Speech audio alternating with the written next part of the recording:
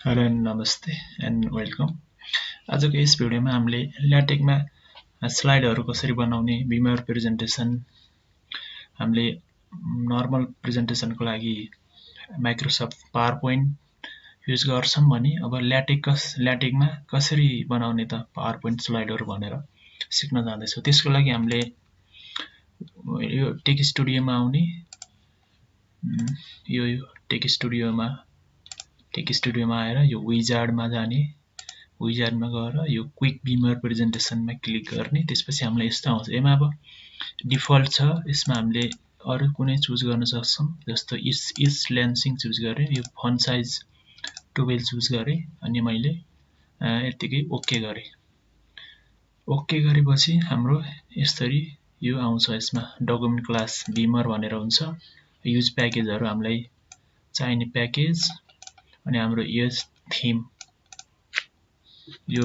हो। हामीले कस्तो थीम बनाउने भनेर अब यसलाई मैले यसलाई फाइललाई सेभ गर्छु। सेभ एज डेस्कटपको एल भन्ने फाइलमा प्रेजेन्टेसन भनेर सेभ गर्छु। अनि मैले यसलाई कम्पाइल गर्छु पहिला।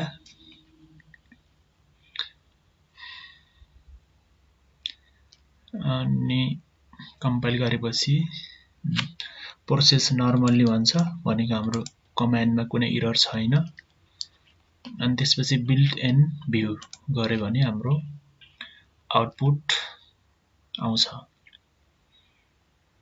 यसरी। अब हाम्रो यो यस्तो प्रकारको थीम रहेछ। अब हामीले कसरी चेन्ज गर्ने भनेर त्यसको लागि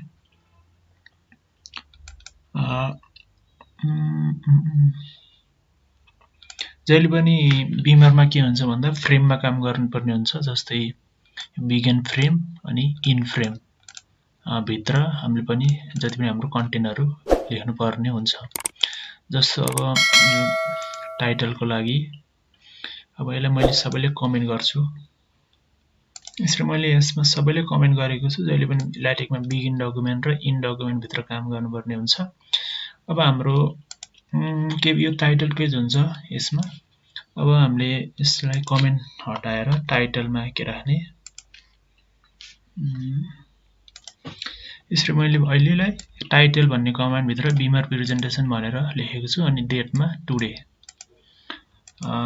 डेटमा टुडेले आजको डेट दिन्छ। अब हामीले जहिले पनि टाइटल गराएपछि मेक टाइटल भन्ने कमान्ड राख्नु पर्ने हुन्छ। त्यसको लागि यो बिगिन फ्रेम इन फ्रेम अनि यसमा मेक टाइटल, यो मेक टाइटल मा राखेर बल्ल हामीलाई टाइटल बनाइदिन्छ। अब यसलाई रन गरेर हेर्यो भने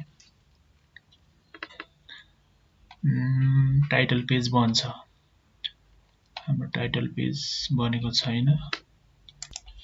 मैले मेक टाइटललाई अनकमेन्ट गर्नुपर्ने हुन्छ। यो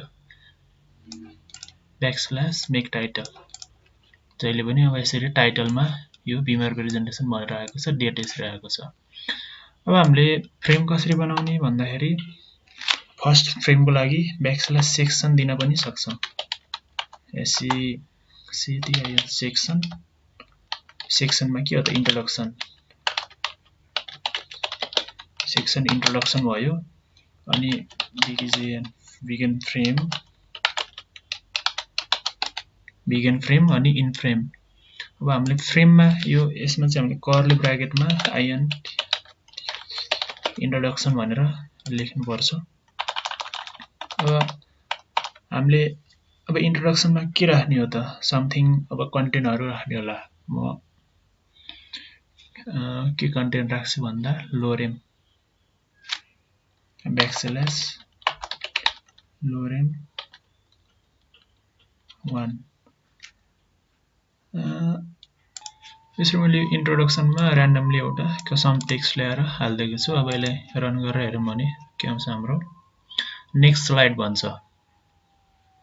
जहिले पनि बिगिन फ्रेम इन फ्रेम गरेपछि नेक्स्ट स्लाइड भन्छ। यहाँ हाम्रो यो र्यान्डम टेक्स्ट आएको छ, यहाँ इन्ट्रोडक्सन आएको छ। अब यो टेक्स्टले अब कसरी माथि लाने भनेर यो हाम्रो तल आएको छ यो ग्याप। यसको लागि हामीले टप यो बिग ब्र्याकेट भित्र टी लेख्न सक्छौं। टी लेखेर कम्पाइल बिल्ड एन्ड भ्यू गर्यो भने हाम्रो यो टेक्स्ट चाहिँ माथि जान्छ। अब यसलाई जस्टिफाई गर्न पनि सक्छौं। अनि अब त्यस्तै हाम्रो अब अर्को फ्रेम चाहियो। अर्को सेक्सनमा हाम्रो के हो, ब्याकग्राउन्ड अथवा मेथड्स होला। अनि बिगिन फ्रेम इन फ्रेम भइहाल्छ। अनि बिगिन फ्रेममा के हो त, हाम्रो यही मेथड्स माथिकै मेथड्स भइहाल्यो। अब यसमा अब के लेख्ने हो त, यसमा फिगर होला, टेबल होला, केही लिस्टहरू होला, त्यो हामीले गराउन सक्छौं। जस्तो मैले अहिलेलाई यो बिगिन एनुमेरेटर मैले यो लिस्ट ल्याएर कपी गरेर राखिदिन्छु यसरी।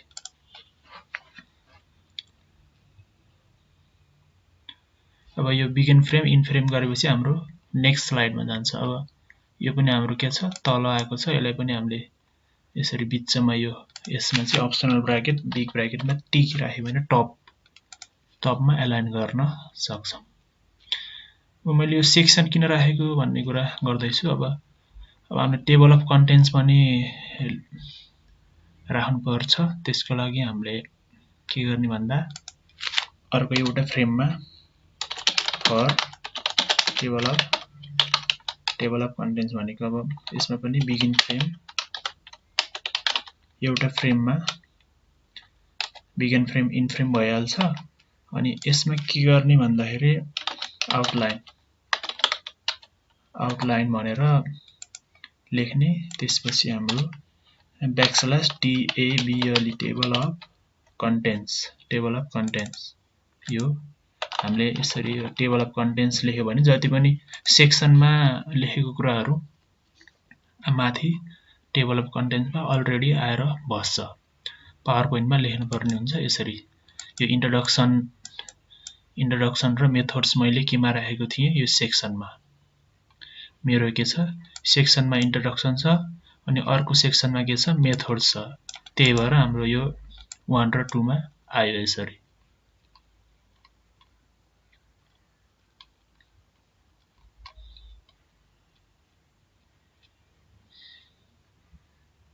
अब त्यसलाई पनि माथि ल्याउनको लागि ब्याकस्ल्यास टी भनेको टप।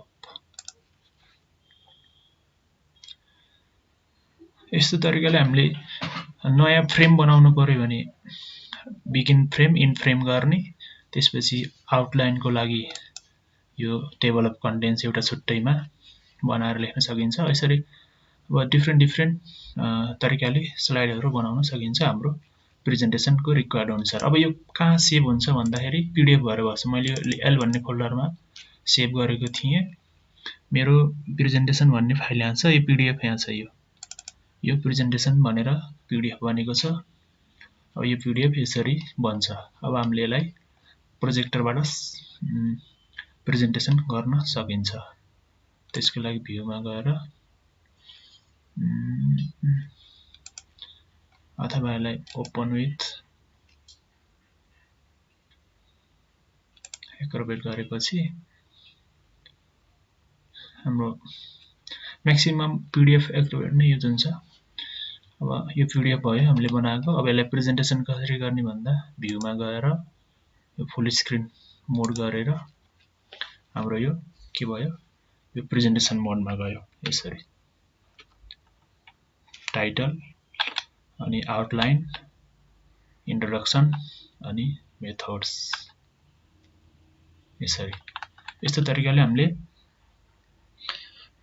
हाम्रो ल्याटेक्समा बिमर प्रेजेन्टेसन युज गरेर स्लाइड बनाउन सक्छौं। नेक्स्ट भिडियोमा हामीले अरु धेरै कुराहरू सिक्नेछौं। Thank you for watching.